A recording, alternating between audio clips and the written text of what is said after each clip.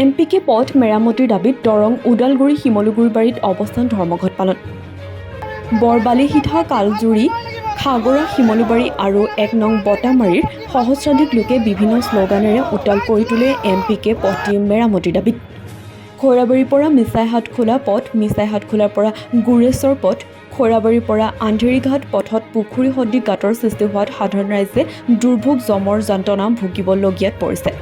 পথচাৰীৰ লগতে ছাত্ৰ-ছাত্ৰী আৰু যান-বাহন চলাচল স্বাভাৱিকভাৱে বন্ধ হ'বলৈ লৈছে। এজাক বৰষুণ দিলেই পথচোৱা হৈ পৰে পুখুৰী সদৃশ। সেয়েহে সাংসদ দিলীপ শইকীয়া, বিটিচি পৰিষদ ভৱেন বড়োৰ লগতে বিভাগীয় কৰ্তৃপক্ষক অতি শীঘ্ৰেই পথচোৱাৰ মেৰামতিৰ দাবী জনাইছে স্থানীয় ৰাইজে। এই বিষয়ত আপুনি কি ক'ব?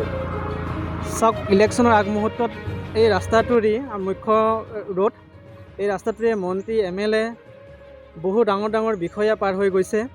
যে এই ৰাস্তাটো আজি খৈৰাবাৰীৰ পৰা আমাৰ এই চিপাঝাৰ তথা গুৱাহাটী ৰোড প্লাছ এই খৈৰাবাৰীৰ পৰা গড়েশ্বৰ ৰোড, খৈৰাবাৰীৰ পৰা আন্ধেৰীঘাট ৰোড, আৰু এই তিনিটা ৰাস্তা আমাৰ মানে এই ডাঙৰ ডাঙৰ প্ৰকাণ্ড গাঁত হোৱাৰ ফলত আমাৰ বহুকেইখন ইয়াত ই ৰিক্সা বাইক এক্সিডেণ্ট হৈছে।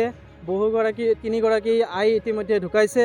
যাতে আগন্তুক দিনত আৰু আমাৰ এই অঞ্চলৰ ছাত্ৰ ছাত্ৰী, বিভিন্ন যুৱক যুৱতী বা আমাৰ আইসকল বা আমাৰ বিভিন্ন লোকসকল জানো একো হানি বিঘটি নহয়, সেই আশা ৰাখি যিখন বৰ্তমান বিটিচিৰ চৰকাৰ, অসম চৰকাৰ তথা ভাৰত চৰকাৰৰ যিগৰাকী আমাৰ প্ৰতিনিধি আছে, দৰং ওদালগুৰিৰ সাংসদ শ্ৰদ্ধা দিলীপ শইকীয়া মহোদয় আৰু আমাৰ কলাইগাঁৱৰ বিধায়ক দুৰ্গাদাস বড়ো ছাৰ, লগতে খৈৰাবাৰীৰ পাৰিষদৰ ভৱেন বড়ো মহোদয়ক অনুৰোধ জনাইছোঁ, আপোনালোকৰ শ্ৰদ্ধা তিনিগৰাকী মহান অভিজ্ঞ প্ৰতিনিধি যে আপোনালোকে আমাৰ এই অঞ্চলৰ যি মূল পথটো যে বেয়া হৈ আছে বা ডাঙৰ ডাঙৰ প্ৰকাণ্ড গাঁত হৈ আছে, আপোনালোকৰ থ্ৰু দি আপোনালোকৰ যিখিনি আপোনালোকৰ ৰাইজৰ হৈ কৰিবলগীয়া কৰ্তব্য আপোনালোকে কৰিব।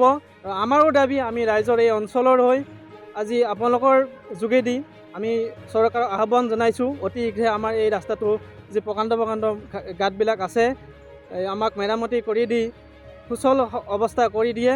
যিহেতু আমাৰ এই বিভিন্ন ছাত্ৰ ছাত্ৰী বেমাৰী আমাৰ নিয়াৰ অসুবিধা হৈ আছে, যাতায়াতৰ অসুবিধা। দৰঙৰ পৰা চিন্ত কলিতাৰ ৰিপৰ্ট, নিউজ 24 NE।